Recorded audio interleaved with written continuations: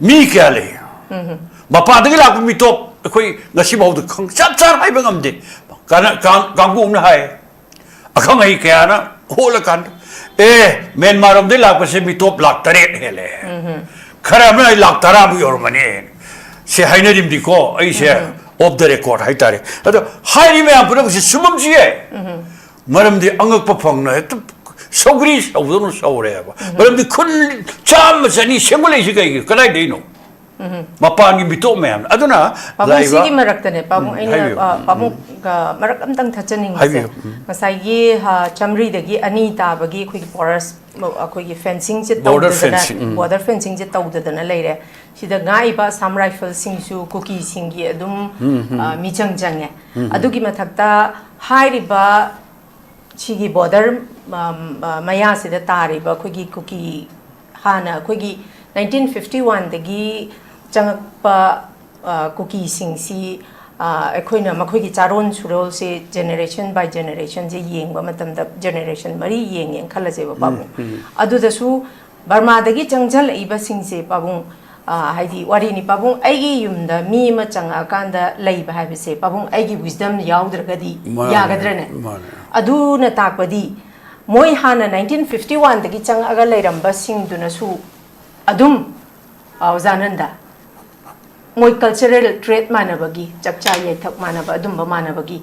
makhoina su ayaba pibagi hairiba akhogi unrecognized village sing se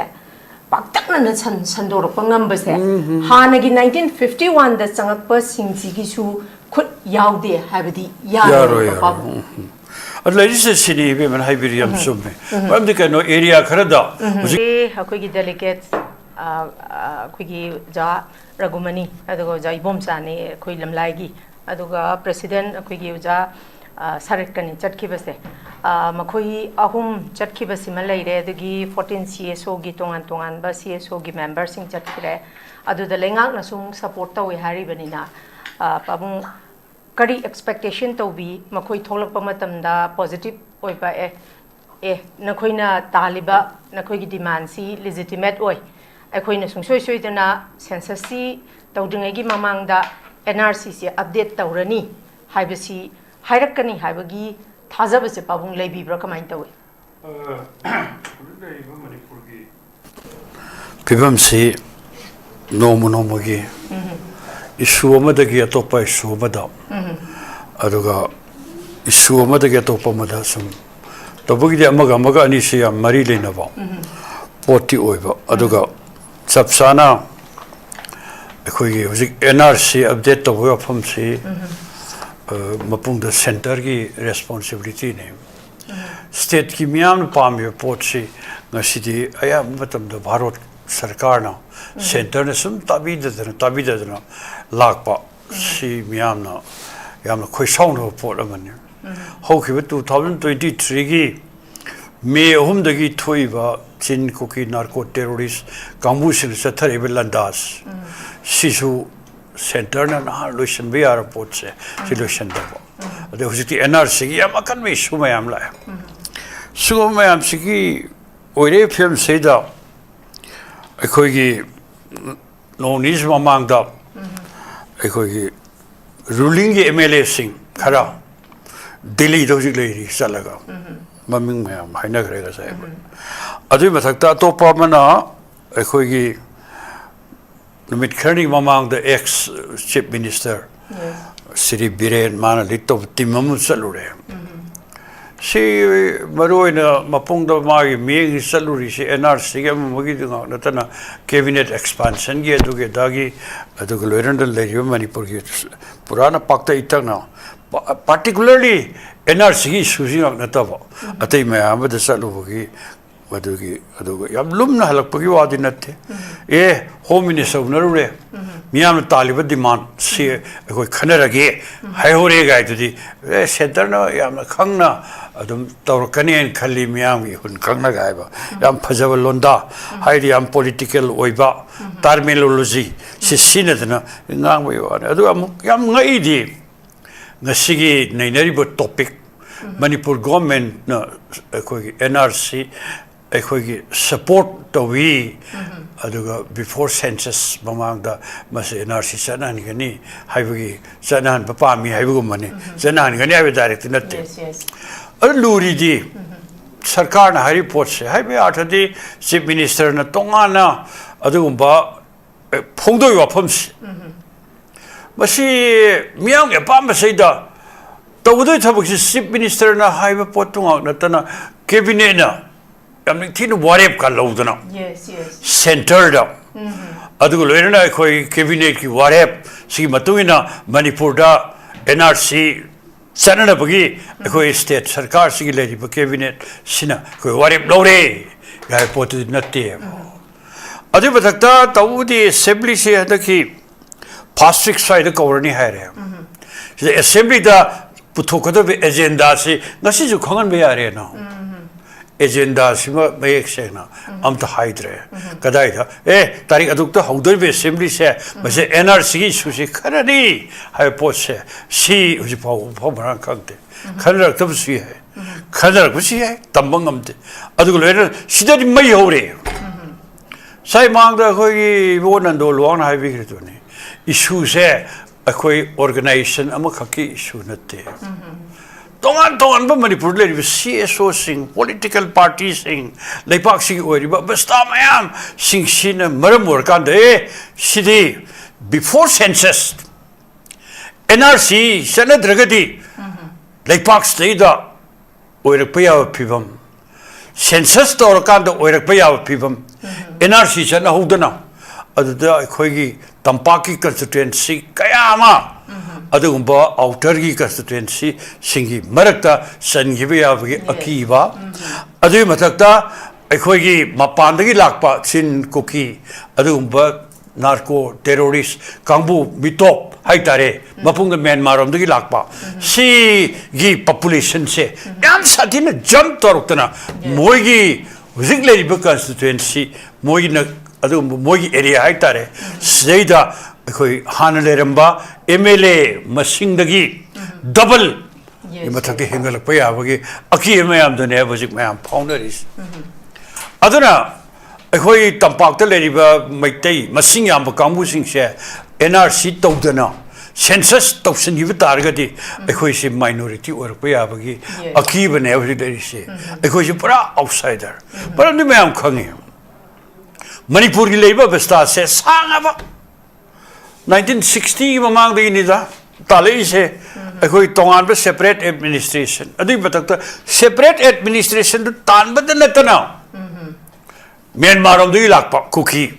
ꯍꯦꯛꯇ ꯍꯥꯏꯕ ꯌꯥꯔꯦ ꯃꯌꯥꯝ ꯑꯃ ꯊꯣꯝꯖꯤꯜꯂꯛꯏꯁꯦ ꯃꯁꯤ ꯃꯊꯪ ꯂꯥꯛꯁꯜꯂꯛꯄꯗ ꯃꯣꯏꯒꯤ ꯈꯨꯟꯗꯥꯐꯝꯁꯤ ꯀꯗꯥꯏ ꯀꯔꯤ ꯊꯥꯛꯇ ꯂꯩꯔꯦ ꯔꯤꯖꯥꯔꯚ ꯐꯣꯔꯦꯁꯠ ꯃꯌꯥꯝ ꯑꯃ ꯀꯣꯛꯊꯣꯛꯑꯦ ꯑꯗꯨꯒ ꯂꯣꯏꯅ ꯃꯗꯨꯗ ꯍꯧꯕ ꯎ ꯋꯥ ꯃꯌꯥꯝꯗꯨ ꯀꯔꯕꯥꯔ ꯇꯧꯕ ꯌꯣꯟꯊꯣꯛꯑꯦ ꯃꯗꯩ ꯄꯩꯁꯥ ꯐꯪꯉꯦ ꯌꯨꯝ ꯀꯩ ꯁꯥꯒꯠꯂꯦ ꯈꯨꯟ ꯁꯦꯝꯒꯠꯂꯦ ꯏꯔꯥꯏ ꯂꯩꯕ ꯈꯨꯟ ꯑꯃ ꯑꯅꯤꯈꯛ ꯅꯠꯇꯦ ꯃꯣꯔ ꯗꯦꯟ 100 villages ꯁꯤ ꯁꯦꯝꯒꯠꯂꯛꯏꯅꯦꯕ ꯁꯤ ꯑꯀꯤꯕ ꯃꯌꯥꯝ ꯑꯃ ꯔꯤꯖꯥꯔꯚ ꯐꯣꯔꯦꯁꯠ ꯃꯌꯥꯝ ꯑꯃ ꯀꯣꯛꯊꯣꯔꯛꯄꯗ ꯉꯁꯤꯗꯤ ꯃꯤꯌꯥꯝꯗ ꯊꯦꯡꯅꯔꯤꯕ ꯈꯨꯗꯣꯡꯊꯤꯕꯁꯤ ꯀꯩꯅꯣ ꯑꯩꯈꯣꯏꯒꯤ ꯏꯟꯚꯥꯏꯔꯣꯟꯃꯦꯟ ꯑꯩꯈꯣꯏꯒꯤ ꯃꯍꯧꯁꯥꯒꯤ ꯁꯛꯇꯝ ꯍꯧꯖꯤꯛ ꯃꯅꯤꯄꯨꯔꯒꯤꯁꯦ ꯂꯩꯔꯤꯕ ꯑꯩꯈꯣꯏꯒꯤ ꯐꯣꯔꯦꯁꯠ ꯑꯦꯔꯤꯌꯥ ꯃꯌꯥꯝꯁꯤꯡꯁꯤ ꯃꯣꯔ ꯗꯦꯟ 40% ꯍꯦꯟꯅ ꯃꯥꯡꯈ꯭ꯔꯦꯕ ꯆꯥꯝꯃꯗ 90ꯒꯤ ꯃꯊꯛꯇ ꯑꯩꯈꯣꯏ ꯐꯣꯔꯦꯁꯠ ꯂꯦꯟ ꯃꯌꯥꯝ ꯃꯥꯡꯈ꯭ꯔꯦꯕ ꯃꯁꯤ ꯀꯗꯥꯏꯗꯩꯅꯣ ꯃꯄꯥꯟꯒꯤ ꯃꯤꯇꯣꯞ ꯃꯌꯥꯝꯅ ꯈꯨꯟ ꯇꯥꯁꯤꯜꯂꯛꯄ ꯎ ꯋꯥ ꯃꯌꯥꯝ ꯄꯥꯛꯇꯛꯅꯅ ꯌꯥꯟꯊꯠꯄ ꯑꯗꯨꯒꯤ ꯃꯊꯛꯇ ꯌꯦꯡꯕꯤꯔꯣ ꯍꯧꯖꯤꯛ ꯑꯩꯈꯣꯏ ꯄꯣꯄꯤ ꯄ꯭ꯂꯥꯟꯇꯦꯁꯟ ꯁꯤꯗ ꯑꯩꯈꯣꯏ ꯔꯤꯖꯥꯔꯚ ꯐꯣꯔꯦꯁꯠ ꯑꯗꯨꯒ ꯂꯣꯏꯅꯅ ꯐꯣꯔꯦꯁꯠ ꯂꯦꯟ ꯃꯌꯥꯝ ꯑꯃ ꯄꯥꯛꯇꯛꯅꯅ ꯀꯣꯛꯊꯣꯛꯑꯀꯥꯟꯗ ꯄꯣꯄꯤ ꯄ꯭ꯂꯥꯟꯇꯦꯁꯟ ꯇꯧꯔꯛꯏꯅꯦ ꯄꯣꯄꯤ ꯄ꯭ꯂꯥꯟꯇꯦꯁꯟ ꯇꯧꯕꯒꯤ ꯑꯩꯈꯣꯏꯗ ꯃꯥꯡꯖꯕ ꯔꯤꯖꯥꯔꯚ ꯐꯣꯔꯦꯁꯠ ꯃꯌꯥꯝ ꯀꯣꯛꯊꯣꯛꯑꯒ ꯑꯗꯨꯒꯨꯝꯕ ꯈꯨꯟ ꯇꯥꯁꯤꯜꯂꯛꯄ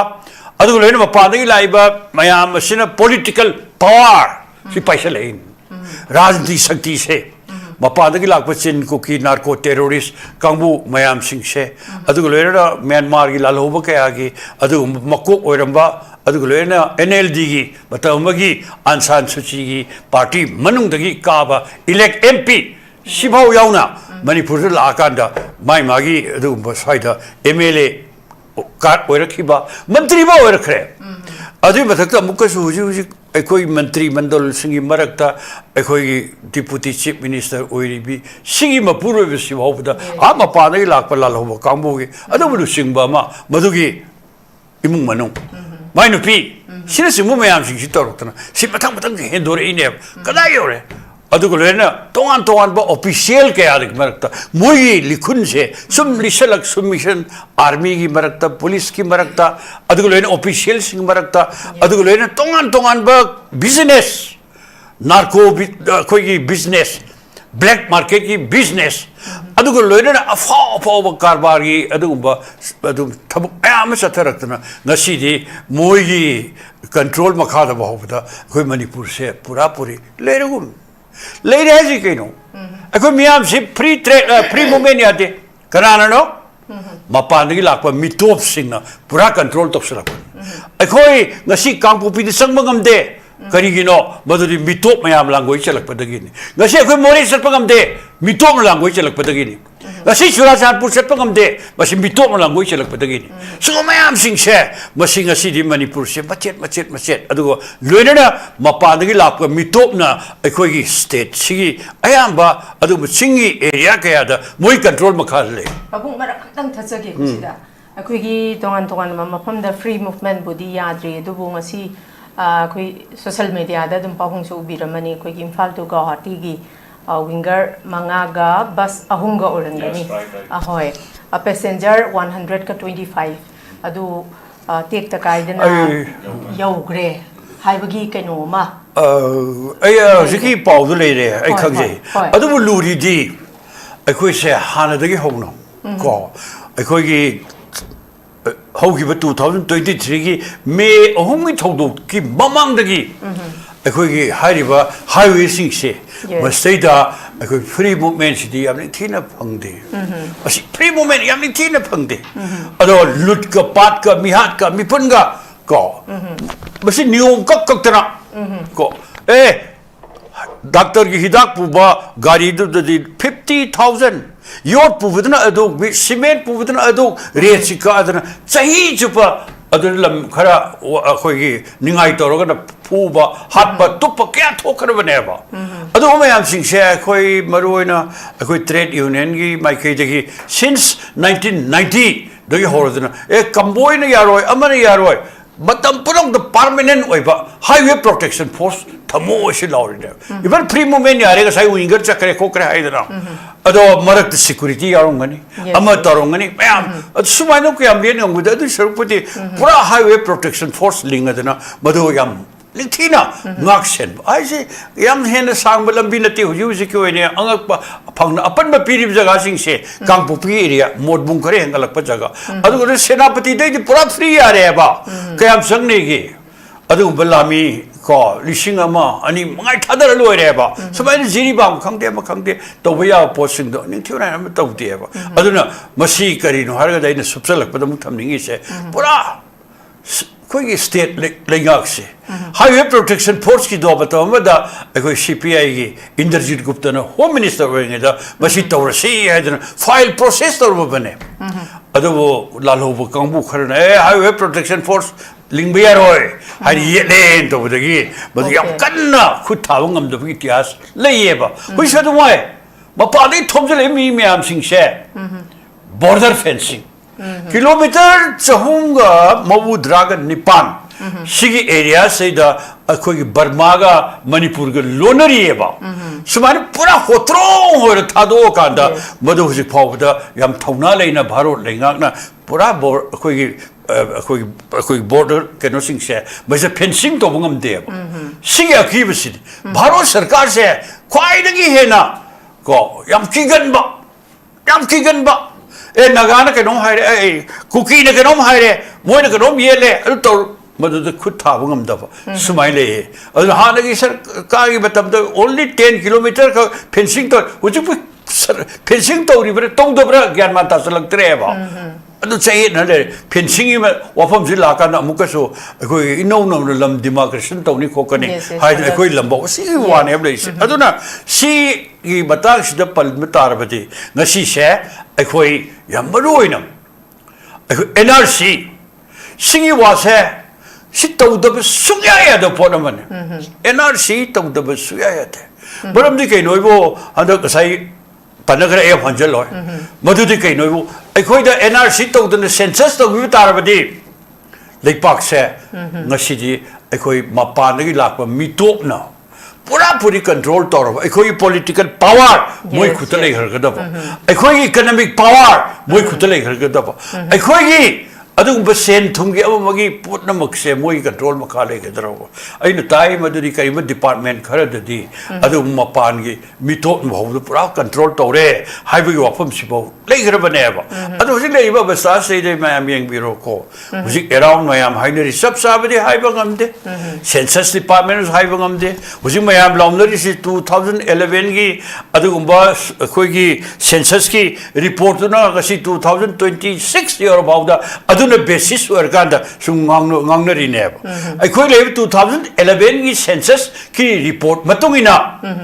Agumaton Tongan center and Pirapa program. Adulena, I could say Packet of Tobak Sing. Madaida 2011 census report to Matungina. Moro in the food security, Eki Makada,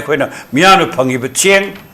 Tum Tau, Asatak, Adulena. Ekoi numichamani tabak subagi which I know mami amako and RGS program adugi adagi adugu lerana ekoi scheme workers in the PD bakoli punamakshi ekoi 2011 basis or ganeva adugo ekoi 2011 basis or missing say kadai the karmai tawdno jikari oirige si khambangamde mapangi mitop mayam sa patamdam sangaba Sahi kya sing share, masi hotrong hona. Dariba border security force kang de, Assam Rifles kang de, moiga hektar yam naksan na. Sauro morona bagi thak powder leiraba. Adu leirna da sendan bam bleki, adu bakar bar army singna, adu border ngau ko haraga. Tongan belambi rom de setran leiraba. Adu state amaneva. Sumba basta me am sing state ngasi de, ekoi leipak state da kari no torishibo. Mi kale mapadagi lak mi top koi ngasi bau de khang chap char hai bangam de kana gangu na hai akhang ai kya na hola kan men maram de lak se mi top lak tare hele khara ma lak tara bu yor mane se haina dim di ko ai se off the record hai tare ado hai me am pura se sumam ji maram de angak pa phang na Sogri Saudon Saureva. But the couldn't charm as any simulation. Can I do? Mapani bito man. I don't know. Sigi Marakane, Pamu Marakam Tang Tachaning. Masai Chamri the Gi Anita, Bagi quick forest, a quick fencing, border fencing, jet out than a lady. She the Gaiba, some rifles sing to cookie singi, Adum Michang Jange. Aduki Matakta, Hairiba. Chigi border maya se da tari ba khogi cookie hana khogi 1951 dagi changpa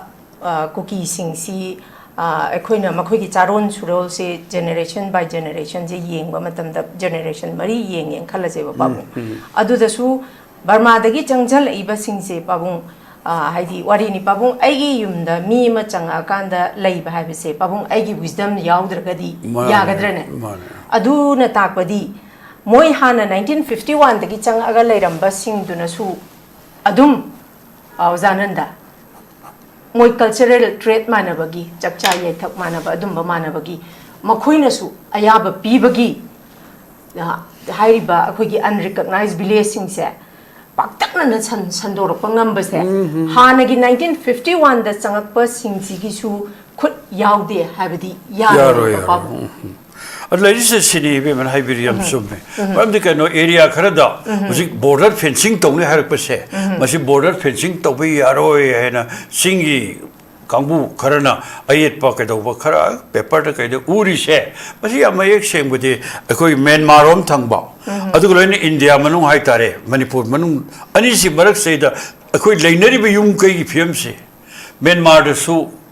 Bagi Imung Manung Sando Labor, Marimata. Other Manipur Manung, Marimata Sando Labor. In a quid matam the Okrul Satpamatam, the school Karada, Mother the Myanmar on the Lakpa. ꯑꯗꯨꯕꯨ ꯀꯥꯡꯕꯨ ꯀꯌꯥ ꯑꯃ ꯃꯣꯏ ꯕꯣꯔꯗꯤꯡꯗ ꯀꯔꯤꯗ ꯑꯗꯨꯒ ꯂꯣꯏꯅꯅ ꯈꯔ ꯑꯅꯛꯄ ꯖꯒꯥꯗꯗꯤ ꯗꯦꯂꯤ ꯁ꯭ꯀꯨꯜꯗ ꯂꯥꯛꯑꯀꯥꯟꯗ ꯂꯥꯏꯔꯤꯛ ꯇꯝꯕ ꯌꯥꯎꯔꯤꯑꯕ ꯁꯤꯅꯆꯤꯡꯕ ꯀꯌꯥꯁꯤꯡꯁꯦ ꯑꯗꯨꯅ ꯕꯣꯔꯗꯔ ꯂꯩꯔꯤꯕ ꯃꯅꯨꯡꯒꯤ ꯂꯩꯔꯤꯕ ꯃꯆꯥꯛ ꯃꯌꯥꯝꯁꯤꯡꯁꯤ ꯃꯁꯤ ꯁꯥꯡꯅ ꯄꯨꯔꯥ ꯄꯨꯔꯤ ꯍꯨꯟꯗꯣꯛꯇꯨꯅ ꯊꯝꯃꯝꯅꯤꯅ ꯃꯗꯨꯅ ꯃꯔꯝ ꯑꯣꯏꯔꯀꯥꯟꯗ ꯑꯅꯤꯁꯤ ꯏꯃꯨꯡ ꯑꯃꯗꯧꯅ ꯄꯨꯔꯥ ꯂꯩꯈꯤꯕꯗꯒꯤ ꯐꯦꯟꯁꯤꯡꯒ ꯇꯧꯔꯛꯑꯀꯥꯟꯗꯗꯤ ꯃꯗꯨ ꯑꯩꯈꯣꯏꯒꯤ ꯂꯩꯅꯔꯤꯕ ꯏꯃꯨꯡ ꯃꯅꯨꯡꯒꯤ ꯂꯩꯅꯔꯤꯕ ꯃꯔꯤꯁꯤ ꯃꯥꯡꯈ꯭ꯔꯗ꯭ꯔꯥ ꯒꯥꯏꯅ ꯀꯤꯗꯅ ꯕꯣꯔꯗꯤꯡ ꯑꯩꯈꯣꯏꯒꯤ ꯕꯣꯔꯗꯔ ꯐꯦꯟꯁꯤꯡ ꯌꯥꯔꯣꯏ ꯒꯥꯏꯕ ꯑꯆꯧꯕ ꯑꯌꯦꯠꯄ ꯀꯌꯥ ꯑꯃꯁꯨ ꯑꯩꯈꯣꯏ ꯄꯤꯕ ꯃꯌꯥꯝ ꯊꯦꯡꯅꯔꯤꯁꯤꯅꯦꯕ ꯑꯗꯣ ꯄꯨꯝꯅꯃꯛꯁꯦ ꯃꯁꯤ ꯃꯇꯝ ꯆꯥꯅ ꯍꯥꯏꯕꯤꯔꯤꯕ 1951 ꯍꯥꯏꯕꯁꯦ ꯍꯧꯖꯤꯛ NRC ꯆꯠꯅꯔꯛꯄꯒꯤ ꯋꯥꯐꯝꯁꯤ ꯂꯥꯛꯄꯗ ꯇꯉꯥꯏ ꯐꯗꯅ 1951ꯗꯒꯤ ꯕꯦꯖ ꯏꯌꯥꯔ ꯑꯣꯏꯐꯝꯁꯦ ꯇꯉꯥꯏ ꯐꯗꯅ ꯊꯣꯛꯑꯦ ꯃꯔꯝꯗꯤ ꯀꯩꯒꯤꯅꯣ ꯍꯥꯏꯕꯨ ꯑꯗꯨꯋꯥꯏꯗꯒꯤꯅꯤ ꯃꯗꯨꯗ ꯃꯌꯥꯝ ꯑꯃ ꯄꯥꯛꯇꯛꯅꯅ ꯆꯥꯈꯤꯁ ꯑꯩꯈꯣꯏꯒꯤ ꯈꯨꯟ ꯑꯣꯏꯔꯝꯕ ꯃꯐꯝ ꯀꯌꯥ ꯑꯃ ꯑꯩꯈꯣꯏꯒꯤ ꯃꯅꯨꯡꯒꯤ ꯑꯗꯨꯒ ꯌꯦꯜꯂꯧꯃꯤ ꯀꯌꯥꯅ ꯈꯨꯟꯗꯥꯖꯔꯝꯕ ꯃꯐꯝ ꯀꯌꯥꯁꯤꯡꯁꯦ ꯃꯄꯥꯟꯗꯒꯤ ꯊꯣꯝꯖꯤꯜꯂꯛꯄ ꯀꯌꯥ ꯑꯃꯅ ꯄꯨꯔꯥ ꯄꯨꯔꯤ ꯑꯣꯀꯨꯄꯥꯏ ꯇꯧꯔ ꯂꯩꯈꯤꯕ ꯃꯐꯝ ꯀꯌꯥꯁꯤꯡꯁꯤꯅ ꯍꯧꯖꯤꯛ ꯂꯩꯔꯦꯕ ꯑꯗꯨꯅ ꯁꯨꯝꯕ ꯑꯀꯤ ꯃꯌꯥꯝꯁꯤꯡꯁꯦ ꯃꯁꯤ ꯌꯥꯝ ꯁꯥꯡꯅ ꯃꯇꯝ ꯃꯇꯝꯒꯤ ꯁꯔꯀꯥꯔꯁꯤꯡꯗꯨꯅ ꯀꯔꯤꯝꯇ ꯊꯧꯑꯣꯏꯗꯅ ꯂꯥꯛꯄ ꯄꯨꯔꯥ ꯄꯨꯔꯤ ꯊꯥꯗꯣꯛꯄ ꯑꯩ ꯃꯇꯝ ꯑꯃꯗ ꯁꯣꯚꯤꯌꯦꯠ ꯌꯨꯅꯤꯌꯟꯗ 5ꯔꯛ ꯆꯠꯂꯨꯔꯦ ꯆꯠꯄꯁꯤꯗ ꯀꯃꯥꯏꯅ ꯇꯧꯒꯦꯕꯨ ꯑꯩꯈꯣꯏ ꯚꯥꯔꯠꯀꯤ ꯄꯥꯁꯄꯣꯔꯠ ꯏꯟꯗꯤꯌꯟ ꯄꯥꯁꯄꯣꯔꯠ ꯁꯤ ꯉꯥꯛꯇꯅ ꯌꯥꯗꯦꯕ ꯔꯁꯤꯌꯥ ꯌꯧꯔꯕ ꯃꯇꯨꯡꯗ ꯑꯩꯈꯣꯏꯁꯦ ꯈꯨꯗꯝ ꯑꯣꯏꯅ ꯑꯇꯩ ꯀꯟꯇ꯭ꯔꯤꯁꯤꯡꯗꯁꯨ ꯆꯠꯂꯦꯀꯣ ꯆꯞ ꯃꯥꯟꯅꯩ ꯑꯗꯨꯗꯤ ꯃꯣꯏꯒꯤ ꯑꯣꯏꯕ ꯄꯥꯁꯄꯣꯔꯠ ꯑꯃ ꯃꯗꯨ ꯍꯦꯛ ꯄꯤꯗ꯭ꯔꯤꯈꯩꯗꯤ ꯑꯩꯈꯣꯏꯁꯦ ꯅꯨꯃꯤꯠ 5 6 3 ꯐꯥꯎꯕ ꯑꯩꯈꯣꯏ ꯃꯄꯥꯟ ꯊꯣꯛꯇꯨꯅ ꯂꯩꯕ ꯌꯥꯎꯋꯦꯕ ꯌꯥꯝ ꯆꯦꯛꯁꯤꯜꯂꯦ ꯃꯄꯥꯟꯗꯒꯤ ꯃꯤꯇꯣꯞ ꯑꯃ ꯂꯥꯛꯄꯗ ꯑꯗꯨꯒꯨꯝꯕ ꯌꯥꯝ ꯇꯦꯝꯄꯔꯔꯤ ꯑꯣꯏꯕ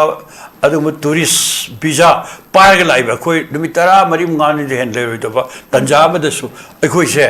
ꯃꯇꯝ ꯇꯦꯟꯈ꯭ꯔꯕ ꯄꯦꯔꯦꯠ ꯇꯧꯕ ꯃꯗꯨꯗ ꯃꯄꯥꯟꯒꯤ ꯐꯣꯔꯦꯅꯔꯅꯤ ꯍꯥꯏꯕꯗꯨ ꯆꯞ ꯆꯥꯅ ꯁꯥꯈꯤꯅ ꯈꯪꯅꯅꯕꯒꯤꯗꯃꯛꯇ ꯑꯩꯈꯣꯏ ꯆꯦ ꯆꯥꯡ ꯑꯗꯨ ꯄꯥꯏꯗ꯭ꯔꯒꯗꯤ ꯃꯄꯥꯟ ꯊꯣꯛ ꯌꯥꯗꯦꯕ ꯑꯩꯈꯣꯏ ꯃꯅꯤꯄꯨꯔꯁꯨ ꯀꯩꯗꯧꯒꯦ ꯑꯇꯩ ꯀꯟꯇ꯭ꯔꯤ ꯃꯌꯥꯝ ꯑꯩ ꯆꯠꯂꯨꯔꯦ ꯀꯟꯇ꯭ꯔꯤ ꯃꯣꯔ ꯗꯦꯟ 40 ꯍꯦꯟꯅ ꯑꯩ ꯆꯠꯂꯨꯔꯦꯕ ꯑꯗꯣ ꯑꯩꯈꯣꯏ ꯃꯅꯤꯄꯨꯔꯗ ꯑꯣꯏꯔꯤꯕ ꯐꯤꯕꯝꯁꯤ ꯀꯔꯤꯅꯣ ꯁꯤꯅꯤ ꯑꯩ ꯅꯍꯥꯟꯃꯨꯛꯁꯨ ꯍꯥꯏꯖꯈ꯭ꯔꯕꯅ ꯈꯜꯂꯦ ꯏꯚꯟ ꯌꯨꯝꯂꯣꯟꯅꯔꯤꯕ ꯃꯤꯖꯣꯔꯥꯝ ꯃꯦꯟꯃꯥꯔ ꯔꯣꯝꯗ ꯃꯤ ꯆꯪꯁꯤꯜꯂꯛꯄꯁꯦ ꯁꯤ ꯈꯔ ꯌꯥꯝ ꯅꯤꯡꯊꯤꯅ ꯆꯦꯛ ꯇꯧꯋꯤ ꯆꯪꯉꯛꯄ ꯃꯇꯝꯗ ꯔꯦꯀꯣꯔꯠ ꯇꯧꯋꯤ ꯑꯩꯈꯣꯏꯁꯦ ꯀꯩꯗꯧꯔꯤ ꯀꯔꯤꯝ ꯇꯧꯗ꯭ꯔꯦ ꯄꯨꯔꯥ ꯐ꯭ꯔꯤ ꯊꯥꯗꯣꯛꯑꯦꯕ ꯑꯩꯁꯦ ꯍꯥꯏꯖꯈ꯭ꯔꯤꯗꯨꯅꯤ ꯃꯄꯥꯟꯗꯒꯤ ꯂꯥꯛꯄ ꯃꯦꯟꯃꯥꯔꯗꯒꯤ ꯂꯥꯛꯄ ꯀꯨꯀꯤ ꯀꯌꯥ ꯑꯃ MLA ꯀꯥꯈ꯭ꯔꯦ ꯃꯟꯇ꯭ꯔꯤ ꯑꯣꯏꯈ꯭ꯔꯦ ꯁꯤꯅꯆꯤꯡꯕ ꯃꯌꯥꯝꯁꯤꯡꯁꯦ ꯑꯗꯨꯒ ꯇꯣꯉꯥꯟ ꯇꯣꯉꯥꯟꯕ ꯂꯝ ꯀꯌꯥꯗ ꯃꯣꯏꯒꯤ ꯑꯗꯨꯕꯨ ꯈꯨꯠꯁꯥꯡꯁꯦ ꯌꯥꯝ ꯁꯥꯊꯤꯅ ꯁꯟꯗꯣꯛꯑꯦꯕ ꯑꯗꯣ ꯃꯁꯤ ꯀꯣꯛꯅꯕ ꯊꯕꯛꯇꯤ ꯑꯩꯈꯣꯏꯒꯤ ꯂꯩꯉꯥꯛ ꯄꯥꯏꯕ ꯀꯥꯡꯕꯨꯅ ꯀꯔꯤ ꯄꯥꯏꯈꯠꯂꯤ ꯉꯁꯤ ꯉꯔꯥꯡ ꯂꯥꯎꯔꯦꯗꯅ NRC ꯑꯩꯈꯣꯏ ꯁꯦꯟꯁꯁꯀꯤ ꯃꯃꯥꯡꯗ ꯑꯩꯈꯣꯏ ꯄꯥꯡꯊꯣꯛꯄꯁꯦ ꯑꯩꯈꯣꯏ ꯁꯄꯣꯔꯠ ꯇꯧꯏ ꯑꯗꯨ ꯁꯄꯣꯔꯠ ꯍꯥꯏꯗꯨꯅ ꯌꯥꯄꯣꯟꯇꯦ ꯃꯗꯨꯗꯤ ꯉꯁꯤ ꯃꯤ ꯃꯌꯥꯝ ꯍꯧꯔꯤꯁꯦ ꯃꯁꯤꯗ ꯑꯩꯈꯣꯏ ꯁꯄꯣꯔꯠ ꯇꯧꯏ ꯑꯗꯨ ꯇꯧꯏ ꯀꯥꯏꯅ ꯉꯥꯏꯍꯥꯛꯀꯤ ꯋꯥꯗꯨꯅ ꯌꯥꯔꯣꯏ ꯆꯞ ꯆꯥꯕ ꯊꯕꯛꯁꯦ ꯄꯥꯏꯗ꯭ꯔꯗꯤ ꯌꯥꯔꯣꯏ ꯃꯅꯤꯄꯨꯔꯁꯦ ꯁꯤ ꯃꯔꯨꯑꯣꯏꯅ ꯃꯤꯇꯣꯞꯅ ꯑꯗꯨꯒꯨꯝꯕ ꯂꯥꯡꯒꯣꯏ ꯆꯟꯈꯤꯕꯗꯒꯤ ꯑꯩꯈꯣꯏꯒꯤ ꯁ꯭ꯇꯦꯠꯁꯦ ꯃꯩ ꯍꯧꯅ ꯆꯥꯛꯄ ꯇꯟꯖꯥꯗꯨ ꯑꯣꯏꯗꯧꯔꯦꯕ ꯍꯧꯖꯤꯛ ꯇꯧꯔꯛꯀꯗꯣꯏ ꯊꯕꯛ ꯃꯌꯥꯝꯁꯤꯡꯁꯤ ꯍꯧꯖꯤꯛꯇꯤ ꯌꯥꯝ ꯂꯥꯏꯅ ꯇꯧꯕ ꯌꯥꯔꯣꯏ NRC ꯆꯠꯅꯔꯛꯄ ꯍꯣꯠꯅꯕ ꯃꯇꯝꯗ ꯑꯗꯣ ꯑꯩꯈꯣꯏꯁꯦ ꯂꯥꯏꯛ ꯑꯦ ꯋꯥꯔ ꯃꯗꯨꯒꯤ ꯊꯕꯛꯇꯣ ꯑꯩꯈꯣꯏ ꯇꯉꯥꯏ ꯐꯗꯅ ꯍꯧꯖꯤꯛ ꯗꯔꯀꯥꯔ ꯂꯩꯔꯦꯕ ꯑꯗꯨꯅ ꯑꯩꯅ ꯐꯥꯔꯁ ꯔꯥꯎꯟꯁꯤꯗ ꯊꯝꯖꯅꯤꯡꯉꯤꯁꯦ ꯑꯩꯒꯤ ꯑꯣꯏꯅ ꯃꯔꯨꯑꯣꯏꯅ ꯑꯩꯈꯣꯏ ꯈꯨꯗꯛꯇ NRCꯒꯤ ꯊꯕꯛꯁꯦ ꯁꯦꯟꯇꯔꯅ ꯉꯁꯥꯏ ꯆꯠꯈꯤꯕꯁꯤꯡ MLA ꯈꯔ ꯆꯪꯈ꯭ꯔꯦ ꯑꯗꯨꯁꯨ ꯔꯨꯂꯤꯡ ꯃꯣꯏ ꯃꯁꯦꯟ ꯑꯝꯇꯅꯤ ꯅꯣꯏ ꯍꯥꯏꯗꯨ ꯀꯩ ꯇꯧꯔ ꯐꯅꯤ ꯀꯩꯗꯧꯁꯤꯒꯦ ꯑꯗꯣ ꯑꯩꯈꯣꯏ NRC ꯆꯠꯅꯍꯜꯂꯨ ꯍꯥꯏꯁꯦ ꯇꯥꯟꯅꯔꯀꯥꯟꯗ ꯈꯔ ꯇꯧꯍꯧꯔꯒꯦ ꯆꯠꯅꯍꯜꯂꯒꯦ ꯍꯥꯏꯕ ꯋꯥꯈꯜꯁꯦ ꯍꯣꯝ ꯃꯤꯅꯤꯁꯇꯔꯁꯨ ꯈꯜꯂꯒ ꯍꯧꯔꯗꯕꯅꯤ ꯑꯗꯒꯤ ꯉꯔꯥꯡ ꯅꯍꯥꯟ ꯆꯠꯂꯨꯕ ꯁ꯭ꯔꯤ ꯕꯤꯔꯦꯟ ꯂꯤꯠ ꯇꯧꯕ ꯀꯥꯡꯕꯨꯁꯨ ꯈꯟꯕ ꯍꯧꯔꯗꯕꯅꯤ ꯑꯩꯈꯣꯏꯒꯤ ꯁ꯭ꯇꯦꯠ ꯂꯩꯉꯥꯛꯀꯤ ꯆꯤꯐ ꯃꯤꯅꯤꯁꯇꯔꯅ ꯑꯩꯈꯣꯏ ꯁꯄꯣꯔꯠ ꯇꯧꯏꯅ ꯍꯥꯏꯈ꯭ꯔꯦ ꯑꯗꯨ ꯑꯣꯏꯔꯗꯤ ꯑꯩꯈꯣꯏ ꯀꯩꯗꯧꯁꯤꯒꯦ ꯍꯥꯏꯕ ꯁꯦꯟꯇꯔꯅ ꯈꯟꯕ ꯍꯧꯔꯗꯕꯅꯦꯕ ꯏꯔꯥꯡ ꯈꯔ ꯍꯧꯔꯤꯁꯦ ꯃꯌꯥꯝ ꯈꯔ ꯍꯧꯔꯤꯁꯦ ꯑꯗꯨꯃꯥꯏꯅ ꯇꯣꯛꯆꯈꯤꯅꯤ ꯃꯔꯥꯏ ꯇꯧꯖꯈꯤꯅꯤ ꯑꯗꯨ ꯇꯧꯔꯛꯈ꯭ꯔꯕꯅ ꯅꯦꯝꯖꯈꯤꯅꯤ ꯍꯥꯏꯗꯅ ꯁꯨꯝ ꯑꯗꯨꯒꯤ ꯃꯊꯛꯇ ꯉꯁꯤꯗꯤ ꯈꯔ ꯀꯟꯅ ꯉꯥꯡꯉꯨꯕ ꯈꯣꯠꯂꯨꯕ ꯑꯗꯨꯒꯨꯝꯕ ꯃꯌꯥꯝꯁꯤꯡꯁꯦ ꯑꯩꯈꯣꯏꯒꯤ ꯃꯗꯨ ꯃꯌꯨꯝꯗ ꯐꯥꯕ ꯈꯣꯠꯄ ꯑꯗꯨ ꯇꯧꯒꯦ ꯈꯣꯠꯀꯦ ꯍꯥꯏꯕ ꯀꯣꯏꯇꯥꯟ ꯇꯥꯟꯅꯕꯅꯆꯤꯡꯕ ꯃꯗꯨꯅ ꯀꯩꯁꯨ ꯑꯣꯏꯕ ꯌꯥꯔꯣꯏ ꯐꯥꯔ ꯖꯦꯜꯗ ꯊꯝꯕ ꯍꯥꯏꯁꯦ ꯑꯩꯕꯨꯁꯨ ꯐꯥꯔ ꯖꯦꯜ ꯊꯝꯕꯤꯔꯗꯤ ꯐꯔꯅꯤꯗ ꯍꯥꯏꯅ ꯈꯜꯂꯕꯅꯤ ꯍꯧꯖꯤꯛꯇꯤ ꯀꯔꯤꯗꯤ ꯎꯄꯥꯏ ꯂꯩ ꯂꯩꯕꯥꯛꯁꯦ ꯑꯩꯈꯣꯏ ꯃꯤ ꯄꯨꯝꯅꯃꯛ ꯂꯣꯏꯅ ꯉꯧꯔꯦꯕ ꯂꯣꯏ ꯃꯌꯥꯝ ꯏꯁꯨꯁꯦ ꯊꯣꯛꯍꯟꯕ ꯀꯅꯥꯅ ꯏꯟꯚꯥꯏꯠ ꯇꯧꯏ सरकार से इनवाइट तौर इशू इनवाइट तौरने इशू बातों तौरने कदों बातों तौदोरीनो साई मांग कोई नंदोन हाईगीदना मिगे वकफ बोर्ड की मेंबर दबो को मिगे राज्य सभा की एमपी नी अदुनी अदानी इतना मागी जाति की सुनतबा मिगे मुस्लिम मिशन नाउसिंग वही वकफ बोर्ड से इधर मैं हफ्ते लेसी करेगी अदु बता एमपी से करानो बीजेपी बीजेपी से करानो की अदु वो पॉलिटिकल विंग नो है कद आरएसएस की पॉलिटिकल विंग ने बा अदु ओइतार दे आइले याम एक्सप्लेन तो जदरगसु मुस्लिम इस्लाम सिंग क्वाइटी थांग सनब सिटी आरएसएस का मुस्लिम इस्लाम सिंग ने बा अदु आरएसएस की मिशन होइबा एमपी मबो कइदो बोगी मिगे वकफ बोर्ड की मेंबर थाजल इनोवा सी मई होर अदगसी लिलोंग मी लिसिंग दनी होरी से अदगी गसी ताव पाउदा कनोदा खोई मोइरांगी कोक्ता द मैम होरी अते होरानी मोइ सावरे मिगी धर्म की थबकता यम फ्रीली मनिंग तमने मोइ माना इंडिया की सेकुलर पॉलिसी की मनुंग माना सेटिंग बा अखोई लाइनिंग लाइसोन मनिंग तम चसनो मधुदा यामना पॉलिटिकल ओइसनदना मधुदा बोर्ड मनुंगदगा अखोई एमपी नी अदुग लेना बीजेपी की प्रेसिडेंट नी आरएसएस की अदुग याम हेना मोई बोर्ड मनुंगदा थाजन बतारबदे मोयना तौनिंग तौबि यारोबदे खर कंट्रोल तौनबगी फियमदा थाजन बदौ तौरिसे मसी याम अरान बतबने सुबा अरान बके सिंग सिना मई मफम क्या दा अरान मखन की सुम तौबो अइना तोय फम से लौजखरे मे की तारीख 2023 थोकपा याम साथीबा अदुबा लानफम सिबो नान लुसलदी अखोई लेपाक्सी खर इंगोइदो लोइबे याबगी लंबीदुदी सरकार सुरु खंगे अदु मोता सुम इंजनबा सुम अदु मई हो सुम इंजनबा सुम होहनबा नहा मोहन तोरगा अदो अखोई मणिपुर की तपाकी नारो लालोबो कांगु सिंगसे लोइसलगे अदु चिन कुकी नार्को टेररिस्ट कांगु सिंग सिनरगा तखाय लगे अदुने यागद्राबा मणिपुर द तपाकी लंगी नारो लालोबो कांगु सिंगसिना लालहौरिसिबो कईदोबोइनो नोंमै वाटपैनो अदुगो लेना अखोई फार जेन थमलबगिरो थबक फंगदबा पोचै तांगबा लाइलासु तमजलुरगा तफम खंगदबा कंगाउनबा कया सिंग पेनदबा कया अखोई पॉलिटिकल स्टेटस फमम तोकबा अखोई राइट अखोई डेमोक्रेटिक अखोई शक्ति बदो परमुक्त लोइना पूरा पूरी कर्तेल तौर थम्बदो मदर मसांताना लालोर पताब नत्रने इहो के और पताब नत्रने साक्षरा हम पिजरगा अदु स्पून फीडिंग द लेन बपुंसी पुरमक सेंटर ओइन थादमने गायरगा अखोई सुम पेन लेरोगा या पोलते मियोय बे खोइदि अदुना सी को नब लंबीदो मधु हाना तगदमने बा अय मी थाजलगा पैसा पेरगा अखोई तंपाकी नहारो लालोबो कांगबो सि तखायना बतौरिमनि गायबा नोई होत्रोंगोन उबा अदु पॉलिसी दो मदो अखोई याम लानगने खले अदु सकपदि नसिगी लेंगाक पारिबा भारत की प्रधानमंत्री नसिगी लेंगाक पारिबा भारत की होम मिनिस्टर यामनि थिन रियलाइज तगदब मियामगी अपाम अनिंगबा अदु लेना अदु सोल्यूशन अमा हाइवेदी पॉलिटिकली सोल्यूशन अमा पुराना थोयान पैकेट कदबने बा बदु नत्रगदी इरांग से पाकने मोइको इरांग ने मोय हाइजरी सिनी इरांग ने मोय सुम का खलकनी खाम मक्त्रे अदु ngasi hawriba mayam punamak se akhoi trade union gi maikei deisu masi de akhoi warep kya loroni sarkari karmachari singh अदुम सेंसस की थबक तक कनागो मम तो कोऑपरेशन पिरोनो हैदना अखो यूनियन सिंह दा अपील तौजखरे ड्राइवर कांबू मदो जिक सेंसस का मई थबक मयाम दा नोयु सिनगे हारक बतारगदी स्टारिंग पायरनु को हाई वाफम अखो अदुब अखो अपील तो होग्रे लोइना अखो ओजा सिंह अखो ओजा की यूनियन मयाम ले मदुदा करिगुंबा अखो सेंसस का मई लेनबा अदुम थबक कयाम सिनरक बतारगदी मदु योरोय को हाइबा वारेप लेखरे अतै तोन मयामा स्टेट गवर्नमेंट की सेंट्रल गवर्नमेंट की कर्मचारी मयामा मदो अखोई सब साना अदुम सेंसस का थबक मयाम सिंगसिदा कई गो मखन की कोऑपरेशन तो पीदबगी वफम से मथंग लाकदौरी वदुंदी भारत सरकार से कर खंडब संद्रा सिने अहनबा round थमजरिस Okay, thank you very much. I makhat chathajaboina tanimbang wafamse. Pabung hojikse khogi mamangai da di khogi meeting je punchen base yamna lai haibase uzana sudum thambiri. Pabung hojikti yam ware. Kaigino kanda mai magi ko habidi subida phangnari banina machum chana basina maram moiraga dai ai thabak ai chai thabak to mana hapi gi banina khoidi tholakpa yadi haidana sigum bagi khudong jabagi marum sida laibak se dum yonthopine ba mayam jena tawrise aduduna as a senior citizen am oina pabung every akhoigi ima singsu lo influence political influence lo tawsalakpa kaithel phambi su influence tawsalakpa maira pai bi su influence tawsalakpa civil society su influence tawsalakpa gi mami se oja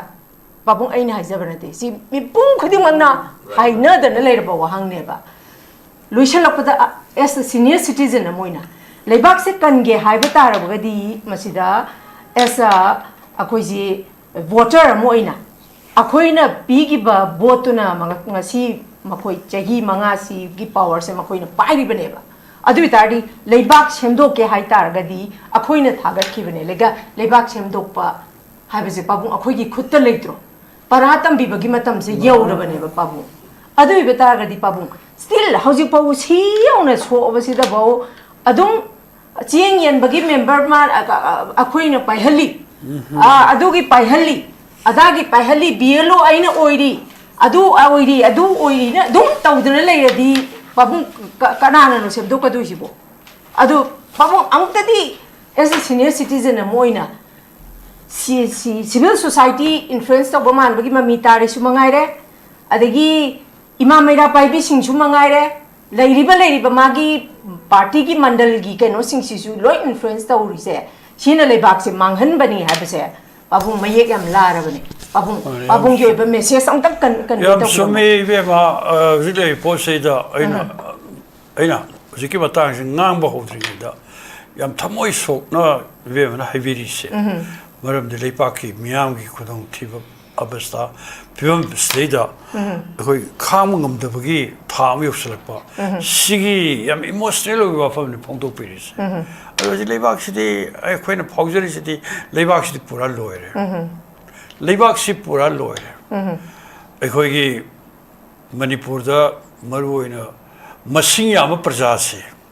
more than 80% si sara ani suna sa phangdre pura puri adugo loirena ai ko kaino sinpam amada isda bai ngaktang sara khusuman ketamo phangade na ngaudun satna ba mayam singsineba soida kambu umdi sorok si mi chatpe adre karga adugo loirena mi khara madi khoi si pura puri achoba building mathon adu crorepati guys khoi manipur mapanda leiba khoi gi leipak ya foreign country da bawda lam ga leiraga building ga sagatpa mi khare de dum khuthek pada moi khare gi yam ngai be sarga ole ji masing yam ba miyam gi punchi hai ne si puramuk se khoi de phogudab di paisa ji krai de paisa si kadai de paisa no mana surga nomaga madu potho puthokna madu ki kana phangakna madu ki paisa natte samna hajara bad koi budget ki senpam mayam se manipur da kairiba khoi ki budget center na mapung da thadar pa senyam se budget lut tor ka da moi kharna nuai bane aduna budget senpam lut to gi hai ta di kadai de kana depend tokta matang wi lengak pai kangmu sing du da moi da nozor tor ka da adugumba sathaba sen pai na bona ba adugo le kadar phadar pa ma tawdana leiba kangmu sing se ngasi khwai le bore political power se kana pai kare drug wala kangmu no pai kare political power kana pai kare achoba contractor kangmu no pai kare political power kana pai kare yam corrupt oiba kangmu me ana political power pai kare political power kana pai kare bureaucrat kangmu me ana pai kare ba si shakti se si मंत्री दगी MLA दगी अदुगु लेरेना leipak sigi mioi khujok macha makhangna aikoi punamaki I chupi ba kambu singse masi moi daya phongna bhona bdani ngors bola ka bhotel pal sing tara pini अदुसु पैसा centre न कारक मौसादे पैसा से vote की मतन मरलाई तानबा अरोन लंबी तानबा पैसा दुना अदु वोट फंग बोने ngasi डायरेक्ट सेंटर न काइथोर सिंफम से बदु सेंटर की सेंगाव दगी पैसा ये लकांदा अदु शक्ति पाइबो वफम लाय वादु लई पोस्ट है से इन पिजरी मैसेज दी अखोई मिकअप थोक मतम यौरे अखोई मिकअप थोक पई मतम यौरे अदुना ओरिबा बस्ता क्या सिंगसिदे ngasi अखोई ओरिबा बस्ता सिंगसे मसवाइदा यम थौना लेना यम निंगजे लेना अखोई थेंगनबगी तंगाई फदब ले थौना लेना थेंगनबगी दरकार ले भारत की निंगतम यहूदा अफाव अफाव मियोई कयाम थेना करे सरदार भगत सिंह कया थौना ले मा चाहिए कुलुमदोदने फारसी तौर हाथ करसी यम नहाने मा जेल ले रे थमे मा बिचार चथरी